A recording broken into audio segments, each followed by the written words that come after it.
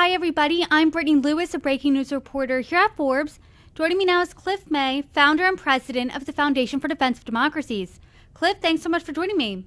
So good to be with you. President Trump revised a recent announcement he made regarding the Russia-Ukraine war, and I would love to get your perspective on it. Earlier in July, President Trump threatened Russia with some serious economic pressure if they don't go to the table with Ukraine and negotiate and reach a peace deal within 50 days. He said he was going to slap Russia with 100% tariffs. He called them very severe tariffs. He also said he was going to give secondary tariffs to other nations like China, like India, who buy oil from Russia. So to start off the conversation, I want to talk about his announcement this week, which moved up this deadline. It shrunk the deadline from 50 days to now 10 to 12 days. What do you make of that? Yeah, I would say that what's happened is that President Trump sees very clearly that Vladimir Putin is not interested in the path to peace. He doesn't want to make peace with Ukraine. He wants to conquer Ukraine. He wants to take the citizens of Ukraine and make them into his subjects in a restored Russian and / Soviet empire. And he realizes that the only way to get Putin to stop killing Ukrainians, men, women, children, he's hitting residential neighborhoods, hospitals, old age homes, kindergartens, schools. The only way is to exert some real serious pressure. And he doesn't want to wait 50 days to do that. He wants to do that much sooner. If the US plus Europe do exert serious pressure, and that will require secondary sanctions, we can talk about what that means, that could be very painful for Putin and for Russia. Although I think it's going to take even more than that to do it. But keep in mind, the US economy plus the European economy, if we turn on Russia, which is really not a very large economy, there can be significant pressure exerted. Talk about those secondary tariffs a little bit more. Do you think that will bring Russia to the table, combined with the 100% tariffs President Trump plans to put on them? Because money talks, as we know.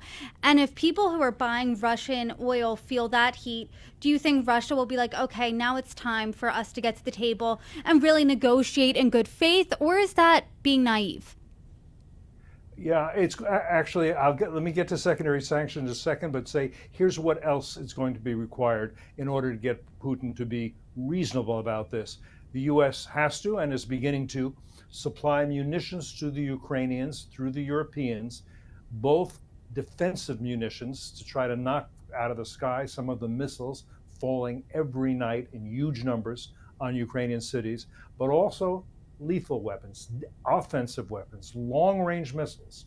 And those long-range missiles, we must allow them to utilize them in a way that the Biden administration did not, to target military facilities inside Russia. We're not talking about, again, hitting kindergartens in Moscow, but military facilities, yes, those are legitimate targets for a nation that is trying to defend itself from an aggressor, from a would-be conqueror.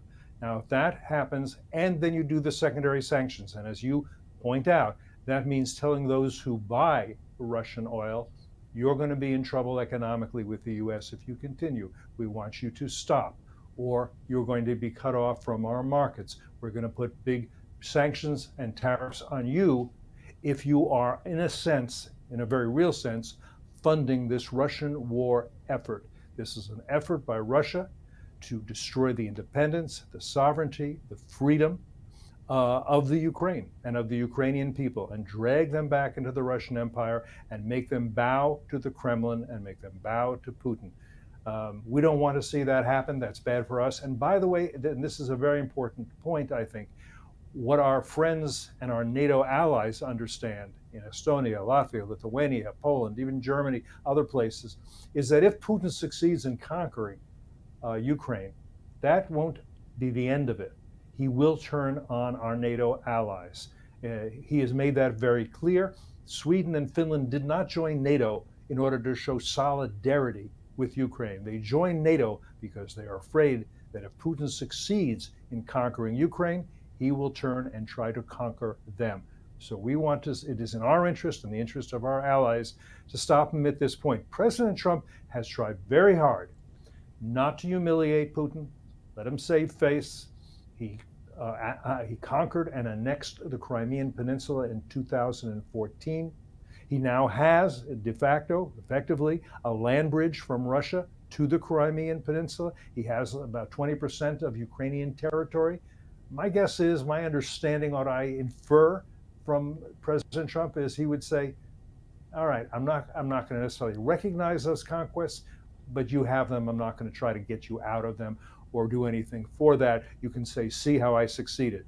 But Putin is an old man in a hurry, and he wants what he wants. He wants Ukraine dragged back into his empire. And people have been very critical of President Trump's nice words for Putin, especially in the beginning of this second term. And critics thought that he was nicer to Putin than Zelensky, and he should have been nicer to the Ukrainian president.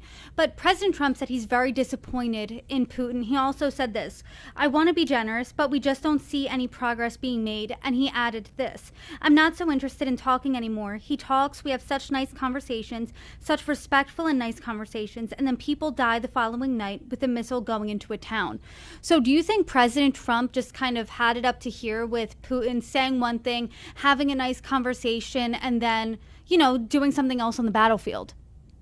Yeah, I think absolutely. And I think we heard him say it fairly early on, not very early on, saying, you know what, phrase I think he uses, he's tagging me along. I would have said stringing me along, but yeah, that's true. In other words, he says when he talks on the phone, yes, we can get to peace. I'm sure we can work something out. And then he doesn't.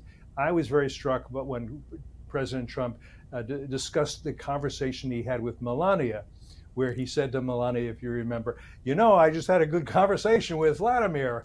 And she said, yeah, and every time you do that, he goes off and bombs another Ukrainian city. And keep in mind, where's Melania from? She's from a country that was a communist country. I think she kind of understands the mentality of a Putin and the extent to which a former KGB officer is very adept at telling lies and getting away with it, but he can only get away with it so long. So I think it is very useful and very realistic and very good of Trump to begin to apply some serious pressure. How much he will have to apply, that kind of remains to be seen. But we have the economic power, we plus the Europeans have the economic power, and our weapons are better than any other weapons. And by the way, the Ukrainians have been very clever in terms of developing their own weapons, and particularly being ingenious as it comes to drones. That's important too, and we're learning from that and benefiting from that. I thought that conversation with the First Lady was very telling, too, because President Trump essentially admitted, hey, even my wife is saying you're being tagged along or strung along or whatever the phrase may be. But Dmitry Medvedev, the former Russian president and prime minister, he posted this on X about President Trump's comments and moving up the deadline. Trump's playing the ultimatum game with Russia, 50 days or 10. He should remember two things. One, Russia isn't Israel or even Iran. Two, each new ultimatum is a threat and a step towards war, not between Russia and Ukraine, but with his own country. Don't go down the Sleepy Joe road. What do you make of that, and what do you think he means by going down the Sleepy Joe road? I'm assuming he's talking about former President Biden. Yeah, I think he is.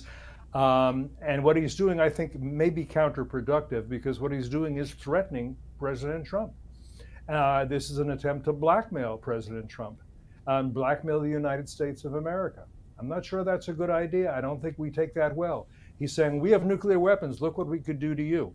And of course, if we say, oh, we're intimidated, you have nuclear weapons, do what you want. Well, what does that mean? That means Xi Jinping will say, okay, that means since I have nuclear weapons, I can do what I want in Asia. And Kim Jong-un will say, I have nuclear weapons, I can do what I want to South Korea. Tehran doesn't have nuclear weapons, the regime there, because President Trump took steps to stop that, particularly by deploying B-2s to bomb Fordo. And we saw then, at that point, when President Trump struck Iran, he moved up that deadline. He was going to give Iran around 2 weeks to come to the negotiating table. He ended up just giving them a couple of days. So President Trump has moved up the deadline before. But what are you looking out for next in the next 10 to 12 days, or a little less now, since it's been a few days since President Trump issued that new deadline? Do you think Russia will come to the table at the last minute? Do you think we'll see President Trump turn up the economic heat? What are you looking out for? Listen, I would love to see President Vladimir Putin say, okay, at this point, let's work out a ceasefire. Just a ceasefire, again, not a path to peace, not peace. Freeze the conflict, and maybe he would say, you know what, in a few years, Trump will be out of office. I'll do something more. That's been his pattern in the past. Remember, he went into neighboring Georgia, a former Soviet republic, now independent, and essentially carved off 2 provinces for Russia. He, as I mentioned, he went into Crimea and took that away, took it away from Ukraine and annexed it in 2014.